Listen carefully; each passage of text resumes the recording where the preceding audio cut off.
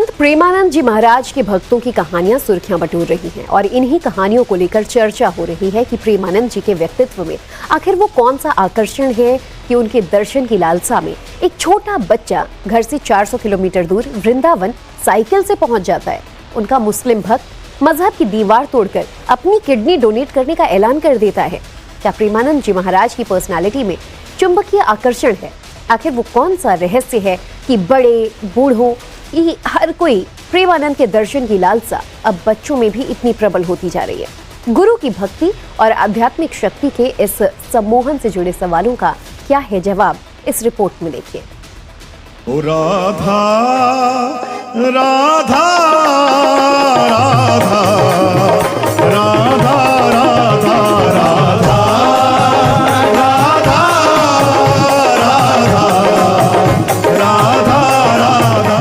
सभा में भगवान की निंदा और भगवान के नाम की निंदा उठकर खड़ा होकर विरोध करके चल देना चाहिए। तो भगवान से जुड़े तो ताल ठोक कर माया को परास्त कर दोगे। राधा राधा राधा राधा। उनकी सारी बातें अच्छी लगती हैं, उनका बोलने का स्टाइल सब अच्छा लगता है। दिमाग में उस वक्त बस उन्हीं से मिलने की तमन्ना थी, जैसे वो बुला रहे हैं मुझे। आरिफ खान चिश्ती रहे ना रहे इससे कोई फर्क नहीं पड़ता, लेकिन अगर एक प्रेमानंद अगर मेरी एक तुच्छ सी भेंट से अगर वो कुछ वर्ष और जीते हैं तो हमारा हिंदुस्तान जिएगा।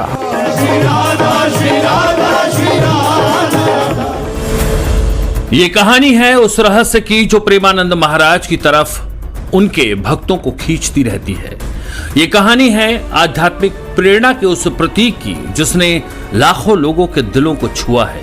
ये कहानी है उस आकर्षण की जिसने साबित कर दिया कि आध्यात्मिकता और प्रेम की कोई उम्र नहीं होती। ये कहानी है गुरु के प्रति सच्ची श्रद्धा और भक्ति की जिसने एक छोटे से बच्चे में घर से 400 किलोमीटर दूर जाने का साहस भर दिया तो आरिफ जैसे युवक को मजहब की दीवारें तोड़ने की हिम्मत दे दी।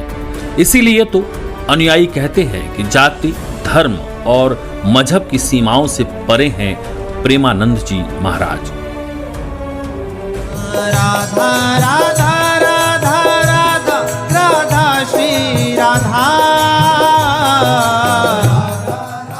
प्रेमानंद महाराज अध्यात्म की दुनिया की ऐसी शख्सियत जिनके दर्शन के लिए लोग दूर दूर से खिंचे चले आते हैं। कोई अपनी जिंदगी की उलझनों को सुलझाने उनके पास आता है तो कोई बस उनके दर्शन की एक झलक पाने। लेकिन आखिर क्या था वो जादू, क्या था प्रेमानंद जी का वो आकर्षण कि लखनऊ का 7वीं क्लास का एक छात्र करीब 400 किलोमीटर तक साइकिल चलाकर उनके दर्शन के लिए वृंदावन पहुंच गया। कोई नहीं थी, हमको आगरा एक्सप्रेसवे पर चढ़ने तक ये भी नहीं पता था कि हम वृंदावन जा रहे हैं। प्लानिंग किसी प्रकार की कोई नहीं थी स्टार्टिंग से। तो दिमाग में अचानक कैसा है कि आगरा एक्सप्रेस वे पकड़ना है या इधर जाना है? क्या मतलब क्या चल रहा था दिमाग में उस वक्त?